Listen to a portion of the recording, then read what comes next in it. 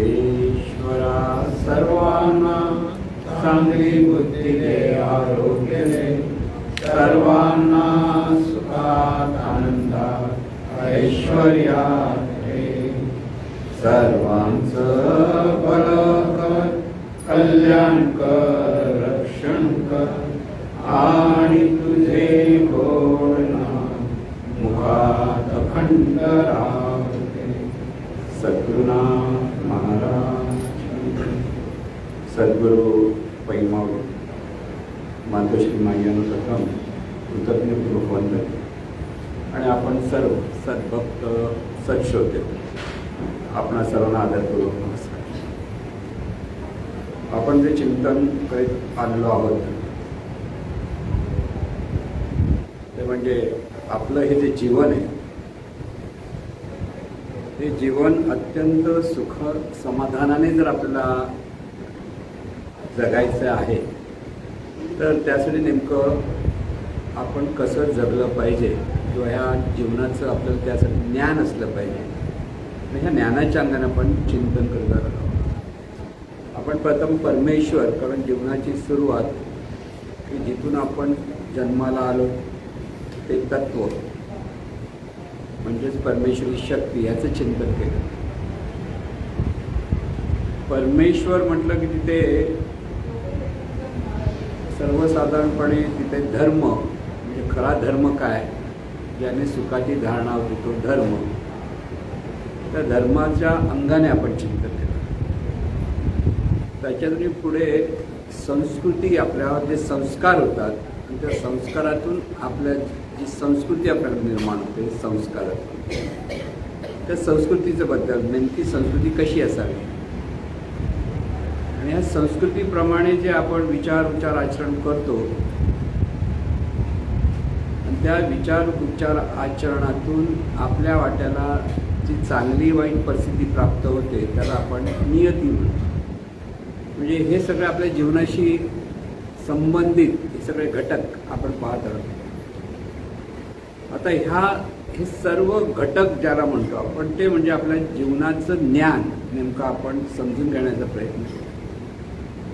आज आपण परत चिंतन करणार आहोत ते ज्ञानाच्या अंगाने, की ज्ञान म्हटल्यानंतर त्याची अनेक अंग आहेत. तिथे अज्ञान आलं, विपरीत ज्ञान आलं, संपादित केलेलं ज्ञान आलं किंवा स्फूर्ती ज्ञान आलं, विज्ञान आलं. म्हणजे असे ज्ञानाचे अनेक प्रकार आहेत. म्हणजे आता इथे ते त्या अंगाने आपल्याला चिंतन करायचं आहे. म्हणून प्रमुख 3 घटक आहेत ज्ञानाचे: ज्ञान, विज्ञान आणि प्रज्ञान. इथे हे ज्ञान ज्याला आपण म्हणतो त्यावेळेला आपल्याला हे व्यावहारिक ज्ञान म्हणजे आपण ज्या समाजामध्ये राहतो किंवा ज्या देशामध्ये राहतो किंवा ज्या पृथ्वीवर राहतो, म्हणजे एक जर व्यापक होत गेलं तर आपल्याला या सर्व गोष्टीने ते ज्ञान आपल्याला असलं पाहिजे. ज्ञान म्हणजे इथे माहिती,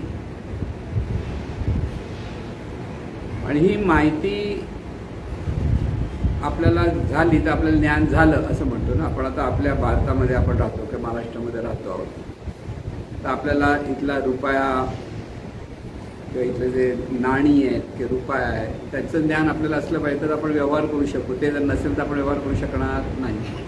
कुठे जायचं असेल तर त्या जागेची माहिती असायला हवी तर तिथे जाऊ शकतो. कसं जायचं, तिथे गेल्यानंतर नेमकं आपल्याला कसं काय काय प्राप्त होईल, काय प्राप्त होणार हे जर माहिती झालं तर आपण ते ज्ञान झालं. म्हणजे माहिती थोडक्यात ही व्यावहारिक ज्ञान ज्याला म्हणतो ते ज्ञान आपल्याला जीवनात खूप आवश्यक आहे प्रत्येकाला. त्यावरी आणखीन एक ज्ञान आहे म्हणजे विशेष ज्ञान, म्हणजे ज्याला आपण विज्ञान म्हणतो. विज्ञान म्हणजे आज विज्ञानाची प्रगती खूप झालेली असं आपण म्हणतो. केवळ जसं मोबाईल आहे, कॉम्प्युटर आहे, ही निनाळी आता वाहनं निर्माण झाली, आता इलेक्ट्रिक वाहन सुरू झालं, त्याच्या अगोदर डिझेलवरची. आता हे सगळं आपल्याला माहिती असायला हवं. तर ते विज्ञानाचंही ज्ञान असेल की विज्ञानाचं ज्ञान झाल्यामुळे आपण अधिक आपली प्रगती किंवा अधिक आपण सुखसोयी मिळवायला लागलो. पण दुसरं जे ज्ञान आहे ते विज्ञान आहे.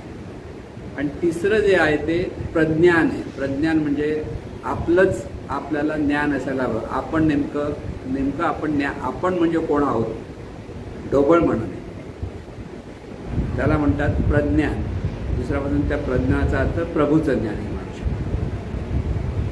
तर ही तिन्ही ज्ञान ज्याला प्राप्त होतात, की जो प्राप्त करून घेतो तर त्याची बुद्धी प्रगल्भ होते. महत्त्वाचं काय तर प्रगल्भ दृष्टिकोन जर निर्माण झाला तर आपलं जीवन आपण कसं जगायचं हे आपल्याला कळतं.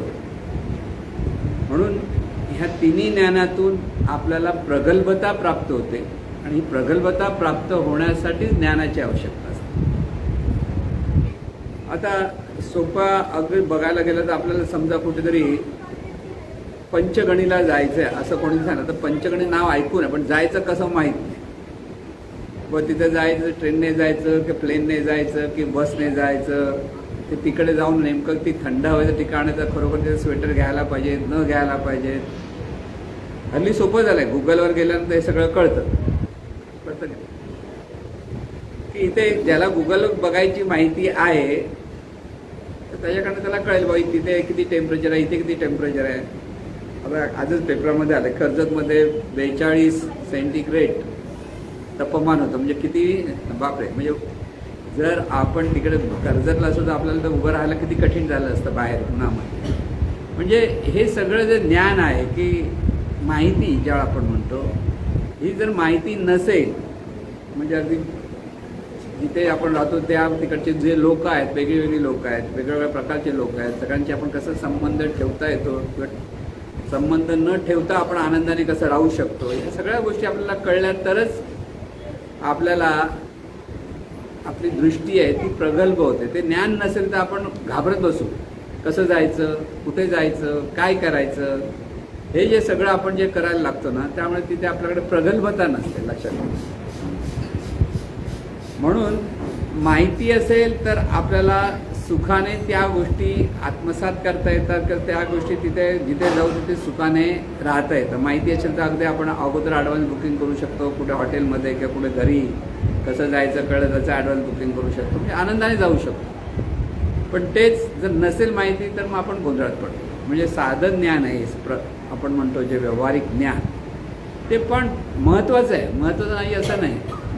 आता आपण जसे मोठे व्हायला होतं आपल्याला कुठे पैसा 10 पैसे त्यावेळेला होते, त्या 10 पैसे 5 पैसे की 2 पैसे काय आधी कळत नव्हतं. सांगून आपल्याला कळलं की 10 पैसे आहेत, हा 1 रुपया, हा 10 रुपये आहे, असं जे कळतं ते माहिती झाली तरच आपण मग तिथे तेवढा आपल्याला आत्मविश्वास प्राप्त होतो आणि त्याच्यातून आपण आनंदाने जीवन जगू शकतो. लक्षात घ्या. आता हे आनंदाने जीवन जे जगू शकतो असं जे आपण म्हणतो त्यासाठी हे व्यावहारिक ज्ञान अतिशय महत्त्वाचं आहे. आता दुसरी गोष्ट अशी आहे की विज्ञान म्हटल्यानंतर ज्याला आपण सायन्स म्हणतो, आज ज्याला शास्त्रीय दृष्टिकोनातून जे नियम शास्त्रज्ञानांनी आत्मसात पाहिलेले आहेत, शोधलेले आहेत आणि त्या नियमाच्या आधारे अधिक आपण सुखसोयी मिळवू शकतो की आज मिळवतात. मुंबईमध्ये राहणारा माणूस जर गावी गेला तर 2 दिवस बरं वाटतं सगळं, पण तिथे चालावं लागतं, तिथे पटकन बस मिळत नाही, रिक्षा मिळत नाही किंवा टॅक्सी मिळत नाही. आता माणूस बाहेर पडला की लगेच उबरला फोन केला की उबर दरवाजात उभी राहते, ते रिक्षा पटकन उभी राहते. पण तेच आपण बाहेरगावी कुठेतरी गेलो आणि ह्या गोष्टी सुखसोयी नसतील तर आपल्याला बरं झालं, पण परत मुंबईला कधी जातो असं वाटतं. का असं होतं तर हे आपल्याला सोयी मिळाल्या हे विज्ञानातून मिळालं. म्हणून विज्ञान हे तितकंच महत्त्वाचं आहे. म्हणून वैज्ञानिक दृष्टिकोन प्रत्येक ठिकाणी असला पाहिजे आणि त्या वैज्ञानिक दृष्टिकोनातून आता शुद्ध पाणी, अशुद्ध पाणी, बाहेरच्या ठिकाणी गेल्यानंतर पोटाचा विकार सुरू होतात का तर पाणी बरोबर शुद्ध नाही घेतलं असं होतं बऱ्याच वेळेला. की म्हणून प्रत्येक गोष्ट खाणं पिणं ह्या सगळ्या ठिकाणी आपल्याकडे जर दृष्टिकोन असेल वैज्ञानिक की आपल्याला काय पचतं आणि काय पचत नाही हे कळलं पाहिजे. नाही कळलं तरी आपण लोक तेच खात बसतो आणि मग त्रास होतो, असंही होतं. म्हणून विज्ञान हे महत्त्वाचं. पण ह्या दोन्ही गोष्टीने आपल्याला सुखसोयी मिळतात आणि ह्या सुखसोयीतून काही शरीराच्या ज्या सोयी होतात त्या सोयीमुळे बरं वाटतं, इथपर्यंत बरोबर असतं. पण आपलं जे मन आहे म्हणजे समजा आपल्याला खूप पैसे आपल्याला भरपूर आले, मी काम व्यवस्थित करतोय, व्यावहारिक ज्ञान बरोबर आहे म्हणून पैसे जमवतोय, सगळं करतोय, वैज्ञानिक दृष्टीतून सगळ्या सुखसोयी आहेत, मोबाईल आहे, कॉम्प्युटर आहे, गाडी आहे, घर आहे, सगळं आहे, तरी माणूस सुखी असतो का? तरी तो माणूस सुखी नसतो. तरी त्याच्या मनामध्ये कुठेतरी असमाधान नांदतं.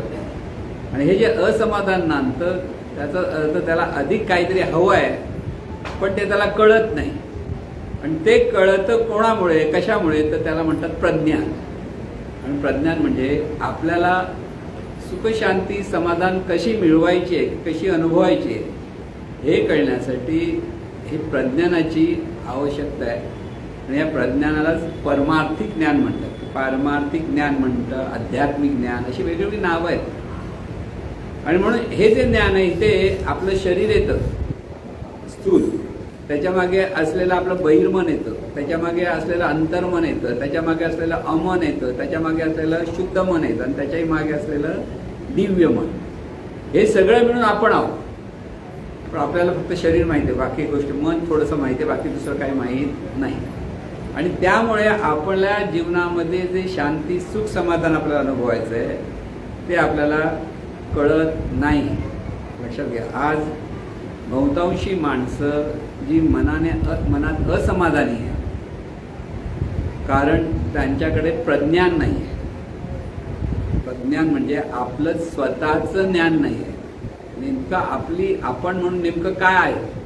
नुसतं शरीर आहे म्हणजेच आपण आहोत असं नव्हे. तर शरीर ज्याच्यामुळे चालतं, शरीरातून जे जाणतं ते मन. आता ते मन स्थिर असेल तर आनंद असतो, मन अस्थिर असेल तर सतत निराशा किंवा दुःख, अडीअडचणी सगळ्या असतं. म्हणून आपल्याला शरीराचंही ज्ञान असायला पाहिजे, त्याही मागे असलेले जे हे मन आहे ज्याच्याद्वारे हे आपण जग सगळं पाहतो, जाणतो, हे जे पाहतो त्याला जे मन म्हणतात. पण त्या मनाचे परत भाग आहेत, बहिर्मन, अंतर्मन, अमन, शुद्ध मन आणि दिव्य मन. आता ही सगळी मनाची पण आपल्याला ज्ञान हवं, कारण आपल्याला ज्ञान नसेल तर काय उपयोग नाही, काहीच उपयोग होणार नाही. कारण बऱ्याच वेळा जे दुःख होतं ते आपल्याला ज्ञान नाही. आपल्याला असमाधान वाटतं, म्हणजे नेमकं कोणाला असमाधान वाटतं? मनासारखं घडलं तर आनंद होतो आणि मनासारखं विरुद्ध घडलं तर दुःख होतं. का हा प्रश्न आपल्याला तिथे यायला पाहिजे. की अमुक एक गोष्ट कोणीतरी तुम्हाला मान दिली तुम्ही खुश होता आणि अपमान केला तर दुःखी होता. का?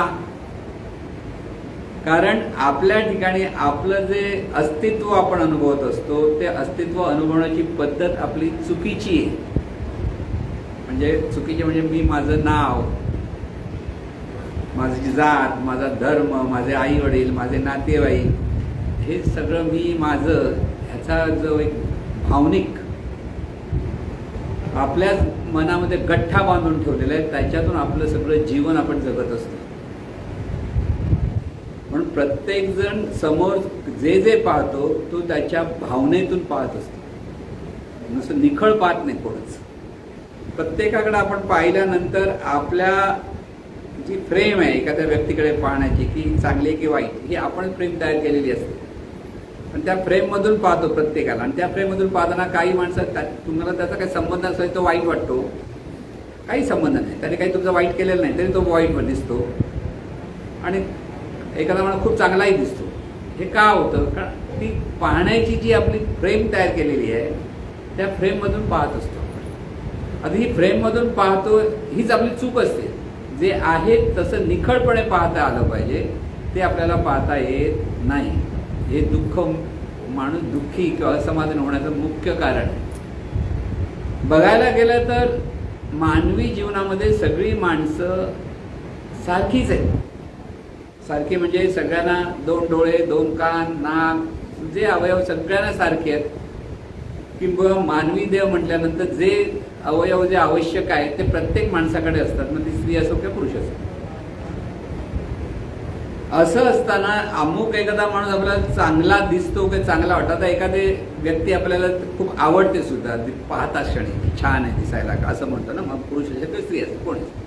पण जवळ आल्यानंतर तो काहीतरी वेडवाकडं बोलायला लागला तर नको रे बाबा, तो लांब असलेला बरा. का असं होतं?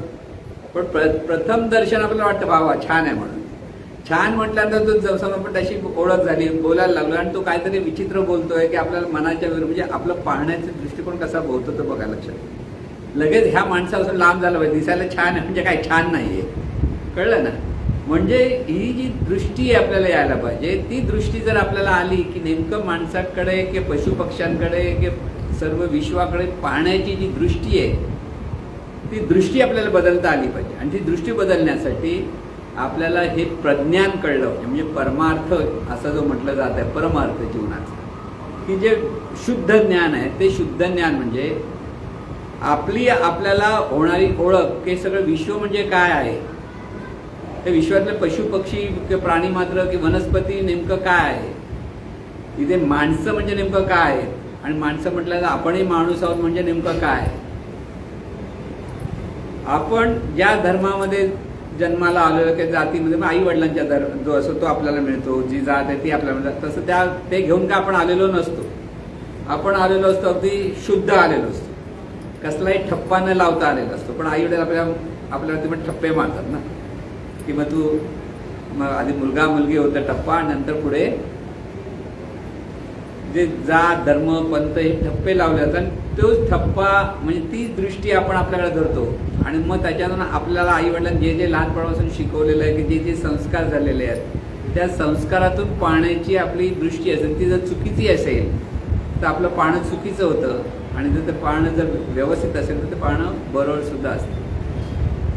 आणि म्हणून हे ज्ञान आपल्याला महत्त्वाचं आहे की शरीर म्हटल्यानंतर शरीर म्हणजे नेमकं काय आहे, आणि हे शरीर म्हणजे जीवन आहे. जाणतो बोलतो सगळी जी क्रिया शरीराची घडते ते शरीराची क्रिया जे चालवते की घडवते ते त्या शरीरात असलेल्या मनामुळे होतं.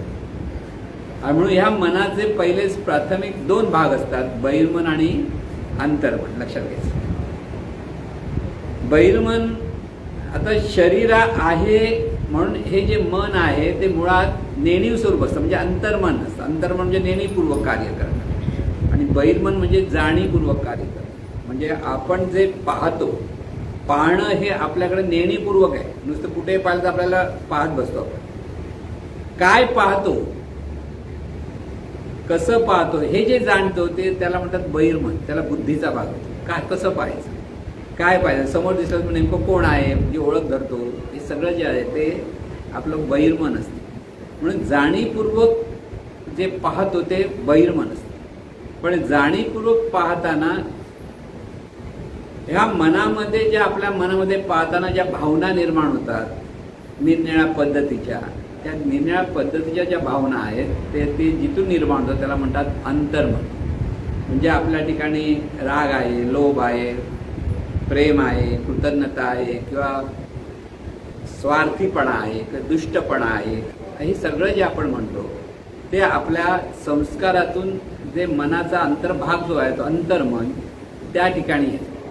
म्हणून अंतर्मनात जे ज्या भावना असतात त्या भावनेतून त्या भावना विचार रूपाने बहिर्मनात प्रकट होतात आणि त्याप्रमाणे आपण पाहत असतो. म्हणून जर आपलं पाहणं जर आपल्याला शुद्ध करायचं असेल तर आपलं अंतर्मन आपल्याला शुद्ध करावं लागतं. नुसतं बहिर्मनाने शुद्ध सगळं चांगलं वाटलं बरं वाटलं असं वाटून होत नाही. कारण अंतर्मनामधल्या भावना धारणा कल्पना ह्या ज्या पद्धतीच्या त्याच पद्धती त्या बदलल्याशिवाय समोर पाहणं आपलं बदलत नाही. म्हणजे जर आपण पूर्वी पिक्चर दाखवलं तर रीळ असायची, फिल्म असायची ना, ती फिल्मवर प्रकाश पडला की पडद्यावर चित्र दिसायचं, म्हणजे चित्रपट आपण जो पाहतो त्याप्रमाणे. आता जरा वेगळं झालं पण पूर्वीच्या काळी तसं असेल. पडद्यावरचं चित्र जर बदलायचं असेल तर फिल्म बदलावी लागेल. ते बदलायचं असेल योग्य पद्धतीने तर आपल्या ह्या अंतर्मनाची जी फिल्म आहे ती सुधारली पाहिजे, ती बदलायला पाहिजे. लक्षात घ्या, आपल्याला नेमकं कुठे सुधारायचं, आपलं अंतर्मन सुधारलं पाहिजे. अंतर्मनामध्ये ज्या अनिष्ट भावना आहेत त्याच्या अंतर्मनामध्ये आपण म्हणतो की सहज ज्ञान जे माणसाकडे असतं की आहार निद्रा भय आणि मैथुनी 4 गोष्टी सहज असतात, ते शिकवले जातात ना, उपजत ज्ञान म्हणतात. हे जे उपजत ज्ञान असतं ते अंतर्मनामध्ये असतं. म्हणजे हे अंतर्मन शरीराच्या अपेक्षेत त्या ठिकाणी या भावना, धारणा, कल्पना सगळ्या निर्माण झालेल्या असतात आणि त्यामुळे अंतर्मनाचं जितकं आपण शुद्धीकरण करू तितकं आपलं जीवन बदलत जायला लागतं. म्हणून नुसतं वरवर केलेल्या सुधारणा माणसाला सुधारू शकत नाही. बरोबर, चांगलं बोलावं, शुभ बोलावं, खरं बोलावं, सगळ्यांचं भलं करावं असं सगळं आपण म्हणतो, पण मनातून तसं होत नाही. का अंतर्मनात काय असेल त्याप्रमाणेच परत वागतो आपण कितीही सांगितलं की प्रत्येक व्यक्ती ही ईश्वरी शक्ती आहे, पण जोपर्यंत अंतर्मनात ते मुरणार नाही तोपर्यंत आपल्याला प्रत्येक व्यक्ती ईश्वरी शक्ती आहे हे पटणार नाही. किंवा जरी तो वरवर आपण म्हणतो हा ईश्वरी शक्ती, पण तू परत सगळ्यांकडे बघताना कसं बघणार, तो असा आहे, तो तसा आहे, तो अमका आहे, तो तमका आहे, हेच बघतो. तो ईश्वर म्हणून आपण कोण बघतच नाही. का अंतर्मनामध्ये ते मुरलेलं नाही. म्हणून ज्ञान होणं म्हणजे अंतर्मनामध्ये ते ज्ञान मुरलं, ते ज्ञानातून ते प्रगटीकरण व्हायला लागलं तर ज्ञान झालं, नाही तर वरवर ज्ञान कळलं म्हणजे ज्ञान नव्हे. आणि म्हणून आपल्याला ह्या प्रज्ञानाची पण तितकीच आवश्यक, तिन्ही गोष्टी आपल्याला हव्या आहेत. आपल्याला ज्ञान म्हणजे व्यावहारिक ज्ञानही हवं आहे, वैज्ञानिक ज्ञानही हवं आहे. कारण विज्ञान म्हटल्यानंतर त्या जर वैज्ञानिक ज्ञान असेल तर बऱ्याच अंधश्रद्धा आपल्या दूर होतात आणि प्रज्ञान असलं तर आपल्या मनाला सुख, शांती, समाधानाने कसं राहता येईल हे ज्ञान आपल्याला असायला हवं. म्हणून तिन्ही ज्ञानांची आपल्याला नितांत गरज आहे. हे जे ज्ञान आपण म्हणतो बहिर्मन, अंतर्मन, त्याच्या मागे आहे ते अमन. अमन याचा अर्थ अबोध मन. अबोध मनातूनच अंतर्मन आणि बहिर्मन तयार होतं. म्हणजे लहान मूल जेव्हा जन्माला येतं तेव्हा त्याचं मन असं ते अमन असतं. त्या अमनामध्ये ते नेमकं आपण कोण आहोत ते त्याला कळत नाही, कुठून आलो माहीत नाही, काय करतो माहीत नाही, काही माहीत नाही. कोरं मन आहे, तिथे कसला विचार नाही, काय नाही. अर्थात तिथे संस्कार असतात, पूर्वजन्माचे संस्कार असतात, नाही असं नाही, पण ते अमन आहे. ज्या वेळेला अंतर्मनाची शुद्धीकरण व्हायला लागतं तसं जसं अंतर्मन शुद्ध व्हायला लागलं तर अंतर्मनाचं रूपांतर डायरेक्ट शुद्ध मनामध्ये होतं आणि शुद्ध मनाचं रूपांतर दिव्य मनामध्ये होतं. प्रज्ञानाचं ज्यावेळेला प्रज्ञानाचा अभ्यास ज्यावेळेला माणसाकडनं व्हायला लागतो त्यावेळेला त्याच्या अंतर्मनाचं शुद्धीकरण होतं आणि अंतर्मनाचं शुद्धीकरण शुद्ध मनामध्ये होतं आणि शुद्ध मनाचं रूपांतर दिव्य मनामध्ये होतं. म्हणजे दिव्य मनामध्ये एकदा रूपांतर झाल्यामुळे तिथे त्याच्याकडे दृष्टी, जीवनाकडे पाहण्याची दृष्टी प्रगल्भ होते आणि प्रगल्भ झाल्यामुळे त्याला सर्वत्र आनंदाने पाहता येतं आणि सतत आनंदाने राहता येतं. आता हे समजून घेण्यासाठी आपल्याला ह्या प्रज्ञानाची खूप नितांत आवश्यकता आहे.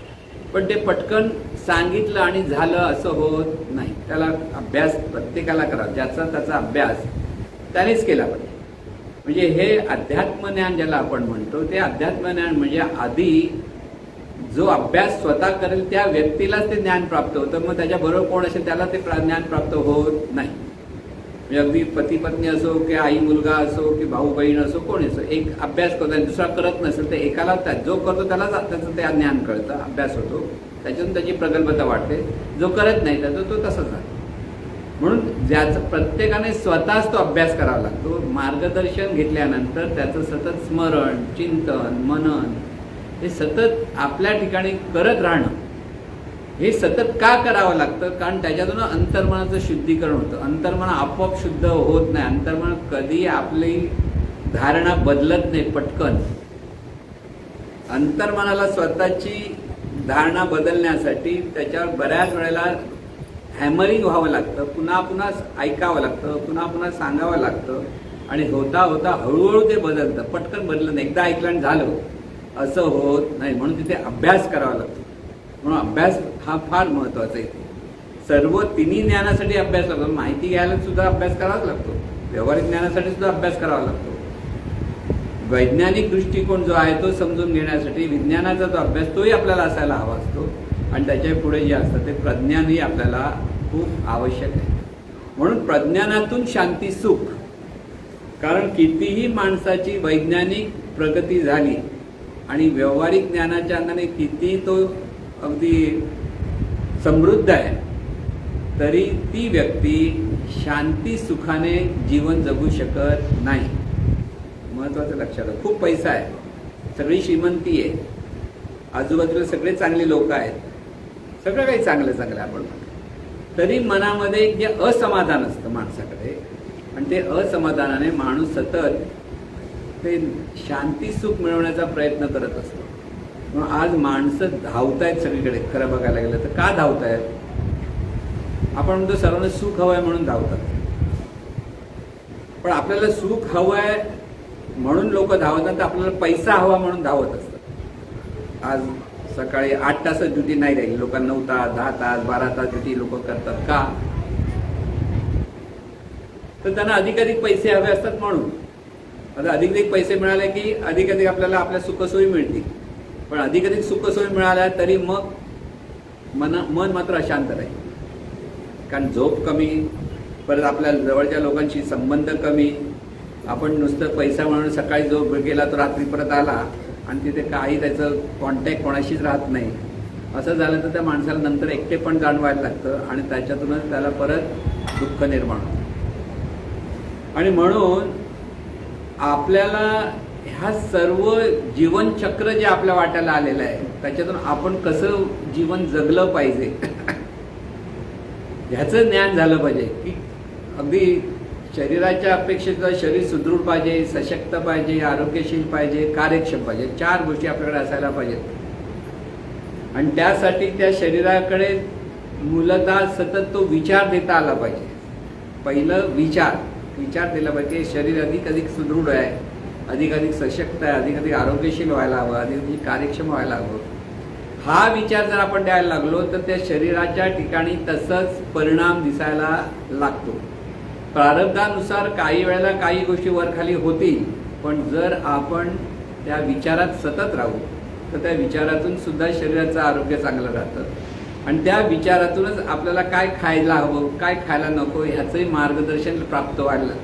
आपला व्यायाम करायला पाहिजे, की चालायला पाहिजे, की काय करायला पाहिजे. ते प्रत्येक वेळेला आपण ज्यावेळेला विचार करतो की शरीर अधिक सुदृढ पाहिजे, अधिक सशक्त पाहिजे, अधिक आरोग्यशील पाहिजे, अधिक कार्यक्षम, हा दृष्टिकोन आपल्याकडे असला, आपण शरीराकडे त्या दृष्टीने पाहत नाही. आपल्याला चेहऱ्याचं सौंदर्य छान दिसावं म्हणून सगळेजण धडपडत असतात. बघा, चामडी स्वच्छ झाली पाहिजे, त्यासाठी ती चमकदार झाली पाहिजे, त्यासाठी काय केलं पाहिजे हे सगळं आपण. पण एक लक्षात घ्या, एखादं ताट तुम्हाला कोणतरी, आता तुम्ही हॉटेलमध्ये गेलात आणि ताट समोर ठेवली, प्लेट ठेवली, आणि त्या प्लेटमध्ये जर कचरा बिचरा काहीतरी दिसला तर तुम्ही काय कराल? अरे रे, प्लेट बाजूला कर. ते स्वच्छ करून घ्यायला मागता ना. प्लेट, साधी प्लेट स्वच्छ असेल तर त्या जेवायला आवडतं आपल्याला. प्लेट स्वच्छ नसेल तर जेवायला आवडेल का? नाही आवडत. कुठेही तुम्ही कुठे जर कोणाच्या घरात गेलात आणि घरात सगळं अस्वच्छ दिसले, अरे बापरे, इथून पाय पडायला पाहिजे असं वाटतं की नाही? का असं वाटतं? अस्वच्छ दिसलं की आपल्याला ते नको वाटतं, कारण त्याच्यात आपल्याला म्हणजे आता आपणच अस्वच्छ असेल तर आवडेल. काही सांगू शकत नाही. तो माणूस स्वतः असं आहे, चलताय म्हणजे काय चालतं असं. पण जनरली ज्यावेळेला आपल्याला वैज्ञानिक दृष्टिकोन असेल की त्यावेळेला आपल्याला कसं राहायचं ते कळलं की अस्वच्छ असेल तर आपण करत. मग मन जर आपलं अस्वच्छ असेल तर हे प्रज्ञान कसं प्रगट होईल? हे प्रज्ञान प्रगट होण्यासाठी आपलं मन स्वच्छ झाले. मन स्वच्छ झाल्याशिवाय प्रज्ञान प्रगट होत नाही, आणि प्रज्ञान प्रगट झाल्याशिवाय मन स्वच्छ होत नाही. असं दोन्ही तो भाग लक्षात असतो. म्हणून अगदी तुम्ही बाहेरगावी जाता किंवा प्रवासात जाता आणि वॉशरूममध्ये गेलात आणि वॉशरूम जर अस्वच्छ असेल तर तिथे पण तुम्ही थांबत नाही, बाहेरच पडतं, नको हे असं होतं का? पण कुठेच अस्वच्छता आपल्याला आवडत नाही. तसंच आपलं मन स्वच्छ झालं पाहिजे इथे आपलं लक्ष नसतं. म्हणजे जसं स्वच्छता ही घराची हवी, हे व्यावहारिक ज्ञान आहे, वैज्ञानिक ज्ञान आहे. घर स्वच्छ हवं. घर स्वच्छ नसेल तर तिथे कचरा असेल तरी रोगजंतू असतील, सगळं काही होतं. म्हणून जास्तीत जास्त स्वच्छ हवं हे वैज्ञानिक दृष्टिकोन आहे. शरीर स्वच्छ हवं म्हणजे शरीर आरोग्यशील हवं, की शरीराला रोज आंघोळ घातली पाहिजे. आता ह्या घामाच्या दिवस आंघोळच नाही केली 2-4 दिवस माणसांना, का होईल? अंगाला खा झाल्याशिवाय राहणार नाही. म्हणजे साधी गोष्ट आहे. आंघोळ, घाम, जरा घाम आला आणि तुम्ही असेच बसले तर खा द्यायला लागते. का? स्वच्छ होतं शरीर. म्हणजे शरीराला बी स्वच्छ करावं लागतं आणि त्याहीपेक्षा मनालाही आपल्याला स्वच्छ करता आलं पाहिजे. आणि मनाला स्वच्छ करण्यासाठी सद्विचारांची आवश्यकता असते, ह्या प्रज्ञानाची आवश्यकता असते. हे प्रज्ञान आणि सद्विचार जिथून आपल्याला अनुभवता येतील, जे आपल्या मनात येतील अशा मार्गदर्शकाची आवश्यकता असते. हे पुन्हा पुन्हा विचार करण्यासाठी सत्संगाची आवश्यकता असते. म्हणून मन स्वच्छ करायला सत्संग हवा, मार्गदर्शक हवा, चांगले ग्रंथ हवेत, ग्रंथाचं वाचन करून आणि श्रवण मनन चिंतन करण्याचा अभ्यास हवा. सतत आपल्याला आपल्या जीवनामध्ये हे नेमकं कसं चाललंय, काय चाललंय ह्याचा जर आपण विचार करायला लागलो की आपल्याला त्याच्यातून सतत शांती सुख कसं मिळेल. म्हणून लोक मग कशी म्हटलं धावतायत, सगळ्यांना खरं शांती सुखच हवं आहे. किती पैसा मिळवला तरी शेवटी त्याला काय हवं आहे, शांती सुख हवं आहे. आणि पैसा नसला तरी माणसाला काय हवं आहे, शांती सुख हवं आहे. पैसा मिळवल्यामुळे मला सुखी होईल म्हणजे शांती सुख मिळेल असं ज्याला वाटतं आणि ते पैसा मिळून सुद्धा मिळत नाही असं होतं, तेव्हा तो परत असमाधानी असतो. मी अगदी घडलेली गोष्ट सांगतो. बिर्ला हे अतिशय श्रीमंत घराणं, व्यापार म्हणजे अगदी आपण बेलसरे म्हणून चांगले साधक होऊन गेले, गोंदवलकर महाराजांचे शिष्य आणि मार्गदर्शक होते. त्यांनी सगळ्यांना चांगलं मार्गदर्शन करते. बेलसरे ऐकलं असेल तर माहिती. त्यांनी एक नामस्मरणावर पुस्तक लिहिलं होतं आणि जे बिर्ला आहेत त्यांची सून मराठी, तिला चांगलं ज्ञान माहिती होतं. तर तिने ते नामस्मरणाचं पुस्तक वाचलं आणि तिला वाटलं आपण ते हिंदीमध्ये त्याचं रूपांतर करूया. तर ते बिर्ला होते, ते म्हणाले असं तुला डायरेक्ट नाही करत, तुला जे लेखक आहे त्यांना जाऊन विचारावं लागेल, परवानगी घ्यावी लागेल. तर बेलसे राहत होते मालाडला एका चाळीमध्ये, म्हणजे आहे चांगलं चाळ आहे, चाळीमध्ये राहत होते. ते बिर्ला आणि त्यांची सून त्या काळातले श्रीमंत त्यांच्या घरी आले आणि त्यांनी सांगितलं की तुमचं हे नामस्मरणाचं पुस्तक खूप आवडलं आहे मला, तर मला हिंदीमध्ये ट्रान्सलेट करायचं करू. कारण तिचं बोलणं वगैरे ऐकून ते म्हणाले हो चालेल, फक्त मला तू काय केलंस त्यानंतर एकदा वाचून दाखवलं. तर त्यांना हिंदी चांगलं कळत होतं, त्यांची हिंदी भाषेवर प्रभुत्व होतं बेलसरे भाऊचं. तर त्यामुळे कारण त्यामुळे त्यांची चांगलं एक त्यांनाही बरं वाटत होतं की हे जे सांगतायत ते चांगलं सांगतायत, त्यांच्याकडे त्यांच्याबद्दल पूज्यभाव होता. तर एक दिवस त्यांनी विचारलं बिर्लाला, तुमची संपत्ती किती आहे हो? तर ते वेळेस तुम्ही सांगा माझी किती संपत्ती असेल. तर ते म्हणतात, त्यांनी ते लिहिलंय त्याच्याकडे, मी आहे भटुडा, म्हणजे मी विचार किती करणार. त्या काळात लाखाच्या पुढे काय विचार होऊ शकत नाही ना. कसं असतं, आपण त्या काळचे लाखा, आताचे लाख काय राहिले नाही किंमत, पण त्या काळामध्ये लाख रुपये म्हणजे भरपूर. लखपती हा शब्द वापरायचे, तो लखपती आहे. आता कोटी म्हटलं तरी काय म्हणाय, कारण घरं कोट्यामध्ये आली ना, त्यावेळेला हजारामध्ये घरं मिळत होती, असा काळ होता. 20,000 25,000 मोठं घर मिळायचं. आता ते 3-4 कोटी मिळालं तरी ती 2-3 रूमच मिळतात, पुढे मिळतच नाही. कळलं, म्हणजे कोटी आणि हजाराचा जो फरक आहे तो सांगतो तुम्हाला. तर त्यांना विचारतात, त्याने म्हटलं अरे 1-2 लाख रुपये असतील तुमच्याकडे, ते म्हणजे त्याच्यावर आणखी 4 शून्य वाढवा म्हणाले. त्यामुळे मला शॉक लागला, एवढं पैसा आहे याच्याकडे. पण तरी सुद्धा एक दिवस बिर्ला महाशय त्यांच्याकडे आला आणि मला म्हणाले, त्यांना म्हणजे बेलसरे भाऊंना म्हणाले की अहो माझ्याकडे एवढं सगळं चांगलं आहे, सगळं आहे, तरी ही मुलं ऐकत नाही ना माझं, तर माझं मनात असमाधान नांदतं, काय केलं पाहिजे. ते म्हणाले तुम्हाला ते कळणार नाही असं का नांदतं, कारण मी जे सांगतो ते तुमच्या लक्षात येणार नाही. कारण त्यांच्याकडे एवढं प्रसिद्धी होती, मोठमोठ्या महात्मा गांधी वगैरे सगळे मोठमोठे लोक जायचे, खूप श्रीमंत माणूस होते त्या काळातले, आणि त्यामुळे त्यांचं बिझी होतं. त्यामुळे तो अभ्यास जो करायला पाहिजे तुम्हाला करायला वेळ कुठे आहे. लक्षात घ्या, किती श्रीमंती असली आणि खूप बिझी माणूस झाला तो या मार्गाकडे येत नाही परत. अतिशय गरीब असेल, ज्याला संसाराची कटकळ तोही या मार्गाला येणार. तर त्याला 2 दिवस 2 वेळेचं खाणंच मिळत नसेल तर त्याला प्रज्ञानाची काय गरज. तो म्हणा मला पहिलं खायला दे, मग पुढच्या गोष्टी. आणि ज्याच्याकडे खूप श्रीमंती आहे, सगळं काय आहे, गाडी आहे, घोडे आहेत, सगळं आहे, त्याला वाटतं आपल्याला ह्या ज्ञानाची काय गरज आहे. त्याला वाटतं आपण ह्याच्यातून खूप सुखी आहोत. पण सुखी कधी, ज्या मनाप्रमाणे सगळ्या घडल्या तर तो सुखी असतो. मग आपला मुलगाच ऐकत नाही किंवा आपली मुलगी ऐकत नाही किंवा ते आपल्या मनाप्रमाणे करत नाही म्हटलं की ह्याच्या मनामध्ये असमाधान नांदायला लागलं की दुःखी झालं. साधी गोष्ट आहे. आणि सगळेजण आई वडील बऱ्याच वेळा असमाधानी ह्याच्याचमुळे असतात. मुलाचं बरोबर काय हे होत नाही, की मुलगा चांगला वागत नाही, की मुलगी चांगली वागत नाही, की मनासारखे चांगलं म्हणजे ह्यांच्या मनासारखे वागत नाही. चांगलं आणि वाईट हा परत अर्थ वेगळे वेगळे आहेत. आणि त्यामुळे असमाधान हे जगामध्ये प्रत्येक माणसाकडे आहेत, बहुतांशी माणूस. पण ज्याला हे प्रज्ञान कळेल आणि जीवनाकडे पाहण्याचा दृष्टिकोन प्रकल्प होईल, त्याला कधीच असमाधान नांदता तो प्रत्येक गोष्टी समाधानानेच पाहायला लागेल. आणि हा दृष्टिकोन बदलायचा असेल तर आपल्याला हे आध्यात्मिक ज्ञानाची जी गरज आहे ती आपल्याला समजली पाहिजे. प्रत्येक माणसाला या ज्ञानाची गरज आहे, पण ती त्याला कळतेच असं नाही. किती आता इथे बरीच मंडळी येतात, काही थोडा वेळ राहतात, काही वेळ दांड्या मारतात, येत नाही का? कारण ह्या ज्ञानाचं महत्व त्यांना कळत नाही. लक्षात घ्या, ज्याला ह्या ज्ञानाचं महत्व कळेल तो कधी दांडी मारणार नाही. का? ह्या दिवसासाठी बाकीचे सगळं तो नियोजन करेल. मला ह्या दिवशी ते जायचंय, मग मला नियोजन केलं पाहिजे, हा दिवस सोडून मी बाकीचं माझं सगळं काम करू शकतो. एक लक्षात घ्या, आपल्या घरामध्ये जर एखादा माणूस आजारी पडला, तुम्ही खूप बिझी आहात, मग तुम्ही काय म्हणा, जा तू हजर मी जाऊन येतो, काम जातो का? नाही, तुम्ही त्याचा वेळ काढून त्याला कुठे डॉक्टरकडे न्याल, हॉस्पिटलकडे न्याल, काय काय कराल ते वेळ काढता. कारण ते महत्वाचं आहे की तो बरा होणं हे महत्वाचं असतं. ही जी प्रायोरिटी आपल्याला कळते त्यावेळेला बाकीच्या गोष्टी कशा वळवायच्या ते आपल्याला कळतात, त्या बाजूला कशा करायच्या. पण आपल्या जीवनाचं हे नितांत आवश्यक असलेलं ज्ञान, आणि ते आपल्याला पुन्हा पुन्हा ऐकल्याशिवाय किती समजलं म्हटलं तरी ते अंतर्मनात मुरल्याशिवाय ते होणार नाही. ही जी ज्याला जाणीव होत नाही तो माणूस हे ज्ञान घेण्यासाठी तेवढा मी म्हणतो अगदी जिज्ञास आहे की तळमळीने तो ज्ञान घ्यायला येणार नाही. ज्याला अतिशय मोठा फटका बसतो एक, त्याला या ज्ञानाची गरज कळते.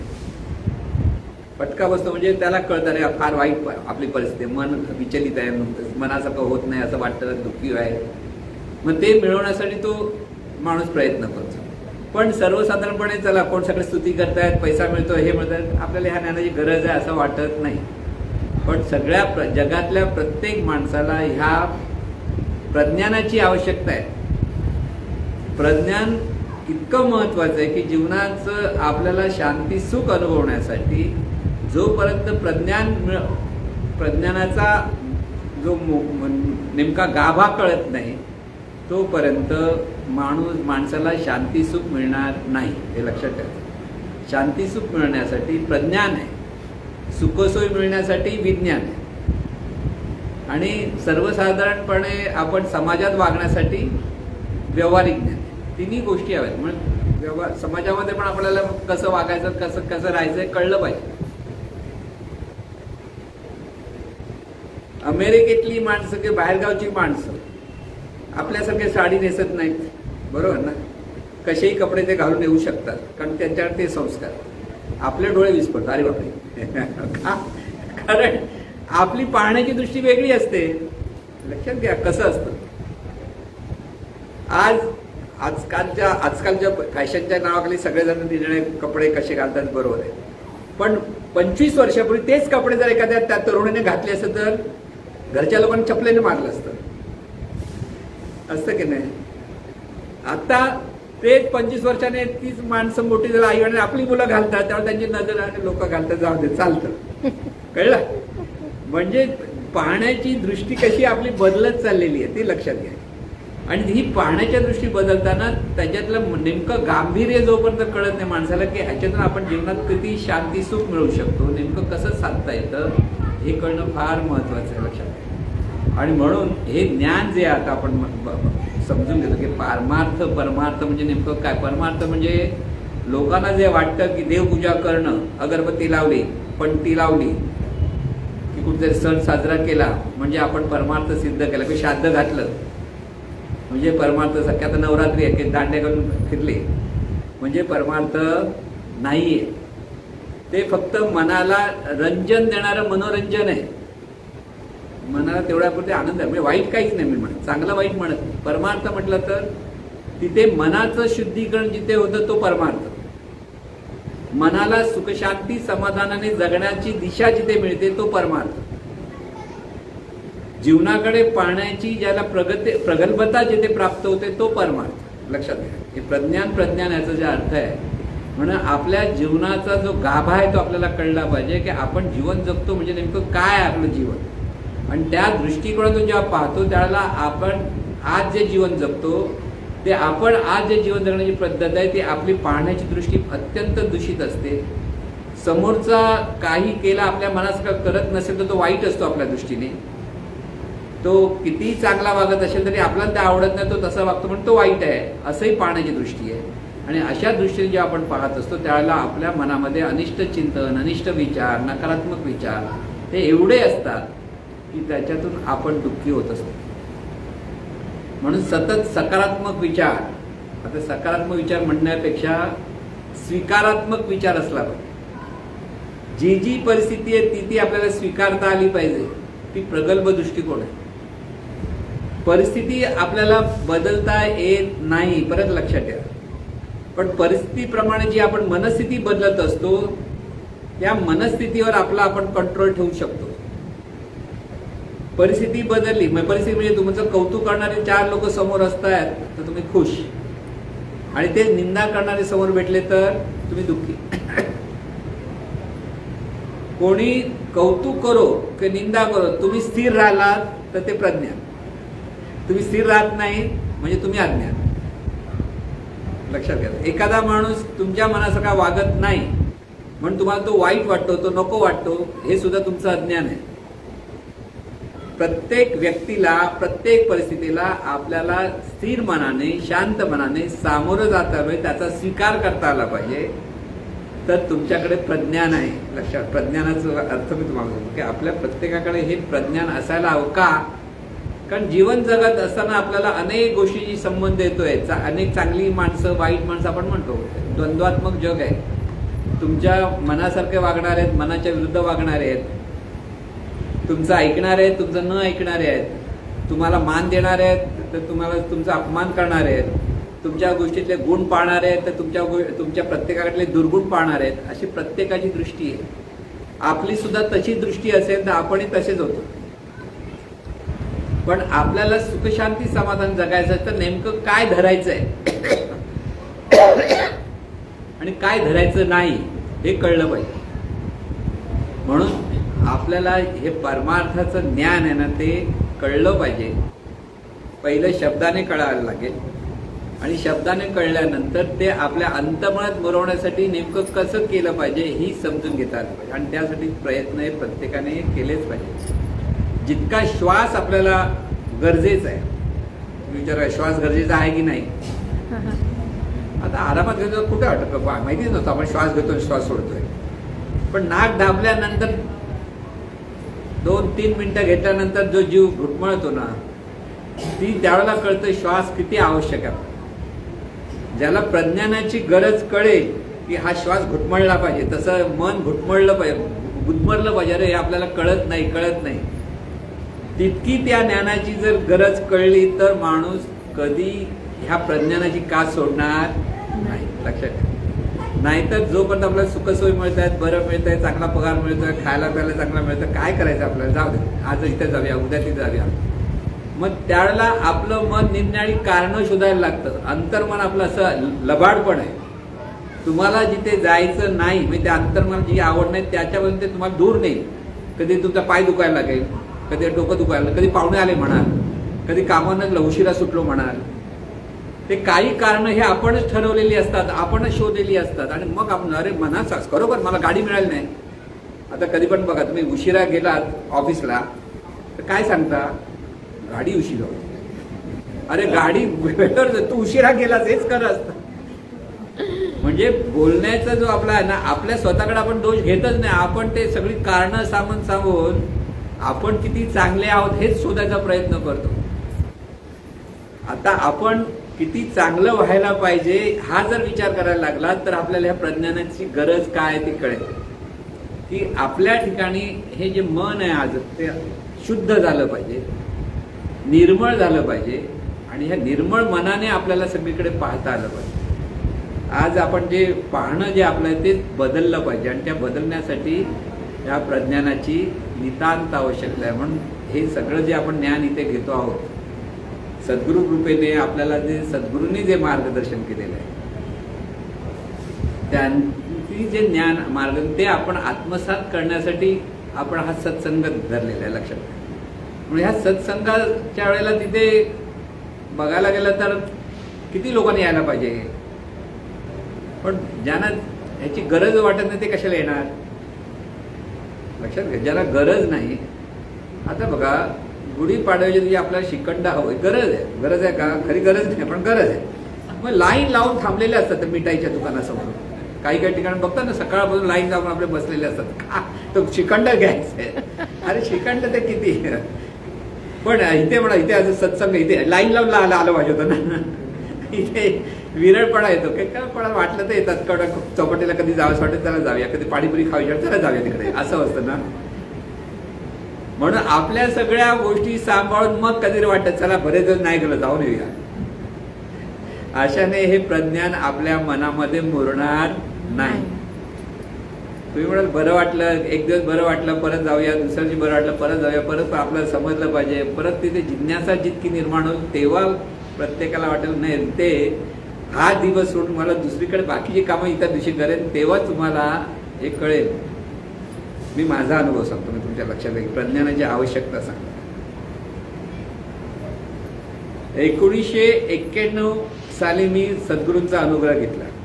तोपर्यंत मला हे परमार्थ वगैरे काही माहीत नव्हतं. सर्वसाधारण माणसं जे मी आता सांगतो, पूजा अर्चा करतात, उपास तत्पास करतात, रथवैकल्य करतात, श्रावणी सोमवार वगैरे करतात, त्याचा म्हणजे परमार्थ आपण खूप करतो, ह्याच भावनेतून माझंही जीवन तसंच चाललेलं होतं. ज्यावेळेला सद्गुरूंचा अनुग्रह घेतला आणि सद्गुरूंनी अभ्यास वर्गाला जा म्हणून सांगितलं, त्यावेळेला दुपले साहेब म्हणून त्यांचा अभ्यास वर्ग होता. ते अगदी वेळेचे पक्के होते. 6 वाजता, म्हणजे त्यावेळेला 6:30च्या वेळेला तो अभ्यास वर्ग, 6:30च्या बरोबर अगोदर ते असायचे आणि त्यावेळेला 6:30ला बरोबर ती अभ्यास वर्ग सुरू व्हायचा.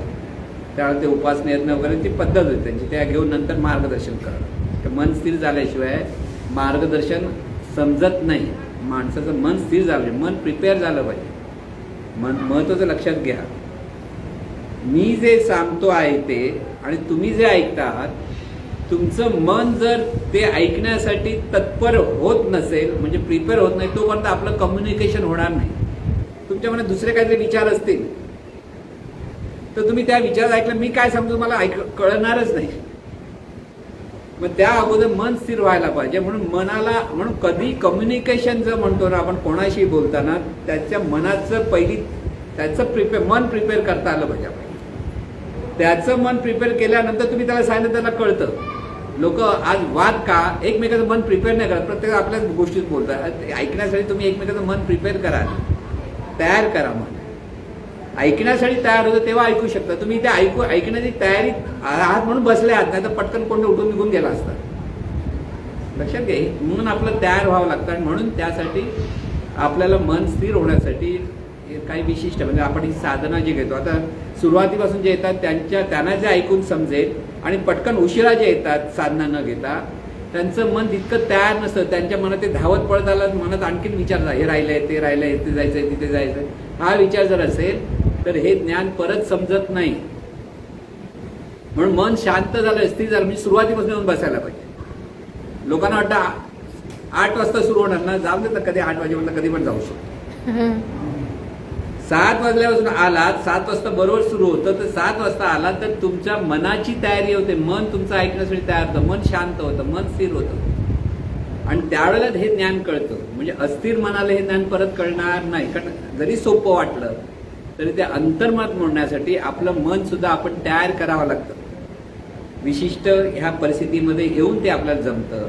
म्हणून हे सगळं ज्ञान आपण म्हणताना आपल्या मनाचा सगळा अभ्यास आहे, आणि या मनाचा अभ्यास आपल्याला करता येतो. म्हणून माझं मी सांगत होतो की ज्या वेळेला तिथे होतो तेव्हा ते 6:30ला बरोबर करायचंय, आणि माझं लोअर परेला आणि त्यांचं दादरला असायचं. गोखले रोड आहे तिथे, म्युन्सिपाल्टीच्या शाळेमध्ये असायचं. तर 5:45ला माझं काम बंद व्हायचं. व्यापार करत होतो, दुकान म्हणजे वर्कशॉप आहे. पण मनच असं तयार झालं होतं की 5:45ला ते बंद व्हायचं, आणि 6ला 6:30च्या अगोदर मी तिथे जाऊन उभा बसायचो, असायचो. नोकरी करणाऱ्या माणसाला एक वेळ त्यावेळेला आपण निघू शकतो आणि ते केल्यामुळे सातत्याने त्यावेळेला जो अभ्यास होता, सद्गुरूंची जी प्रबोधनं होती, त्यांनी जे मार्गदर्शन केलंय त्या श्रवणातून तयारी झाली. लक्षात घ्या, आपोआप तयारी होत नाही. प्रत्येकाला ही जिज्ञासाच असावी लागते, तळमळ असावी लागते. त्यासाठी पुन्हा पुन्हा त्याचं चिंतन करावं लागतं, पुन्हा पुन्हा चर्चा करावी लागते आणि ह्याच्यातून हे ज्ञान हळूहळू प्रगल्भ होतं. पटकन गोष्ट होत नाही. तुम्ही किती खूप वाचन करणारे भरपूर लोक असाल, पण त्यासाठी मार्गदर्शक नसेल तर त्या वाचनाचाही अर्थ कळणार नाही. किती मोठे ग्रंथ आहेत. अगं भगवद्गीता रोज वाचणारा असेल किंवा ज्ञानेश्वरी रोज वाचणार असेल तरी ते कळतं असं नाही. ते कळण्यासाठी कोणत्यापर्यंत मार्गदर्शक लागतो आणि त्याच वेळेला ते कळतं. म्हणून माझ्याकडे अनेक लोक आले की जे ज्ञानेश्वरीचं पठण रोज करणारे होते, पण ज्यावेळेला ते ऐकायला लागले तेव्हा त्यांना कळालं, अरे ज्ञानेश्वरीमध्ये हे सांगणं म्हणजे हे असं आहे. अगोदर त्यांना कळत नव्हतं. ते पाठांतर असे घोकमपट्टी अगदी ज्ञानेश्वरी पाठ असलेली माणसं आहेत, पण त्यांना त्याचा जो नेमका गाभा कळायला पाहिजे ज्ञानाचा. ज्ञानेश्वरीमध्ये सगळं आहे, पण ते कळायला कधी कोणतरी मार्गदर्शक हवं की हे नेमकं ज्ञानेश्वरांना काय सांगायचं आहे, की श्रीकृष्णाला काय सांगायचं आहे. म्हणून हे ज्ञान जे असतं ते कळण्यासाठी मार्गदर्शक अतिशय महत्वाचा असतोच, पण त्याहीपेक्षा ज्याला हे मार्गदर्शन घ्यायचे त्याची मनाची तयारी पक्की असली पाहिजे, तरच ते देणं घेणं बरोबर जमतं. त्याच वेळेला ह्या हृदयचं त्या हृदय जातं. नाहीतर तोपर्यंत मग बरेच साधक नुसत्या फेऱ्या मारत असतात. बऱ्याच वेळेला इकडे जातात तिकडे जातात, गुगलवर बऱ्याच गोष्टी ऐकत असतात. बरेच आहे ना, हल्ली चॅनल भरपूर आहेत. हा काय सांगतो, तो काय सांगतो, तो काय सांगतो. म्हणजे भेलपुरी खातो तसं भेलपुरी खात असतात. आपल्यासाठी काय करायचं कळतच नाही, कळत. आणि म्हणून जिथे जाल तिथे अगदी श्रद्धेने मनाने जर हे ऐकायला लागला तर हळूहळू आपली मनाची प्रगल्भता वाढेल. महत्वाचं आहे. हा स्वार्थ आपल्याला असला पाहिजे. स्वार्थी व्हा म्हणतो मी. तर इथे पण आपलं ज्ञान आपल्याला मिळवण्यासाठी प्रत्येक माणसाने स्वार्थी झालं पाहिजे की आपल्याला मिळालंच पाहिजे, तरच हे होऊ शकतं. म्हणून हे प्रज्ञान म्हणजे नेमकं काय याचं आपण आणखी पुढे चिंतन करण्याचा प्रयत्न करू. आज फक्त ही ओळख आहे आणि ओळख तुम्हाला करून दिलेली आहे. तुम्ही म्हणाले आम्हाला माहिती आहे परमार्थ, पण जो माहिती आहे तो वेगळा आहे आणि जो व्हायला पाहिजे ते आणखी वेगळं आहे. हे हळूहळू कळेल. सद्गुरुनाथ महाराज, हे ईश्वरा सर्वांना चांगली बुद्धी दे, आरोग्य दे, सर्वांना सुखात आनंदात ऐश्वर्यात ठेव. सर्वांचं भलं कर, कल्याण कर, रक्षण कर आणि तुझे गो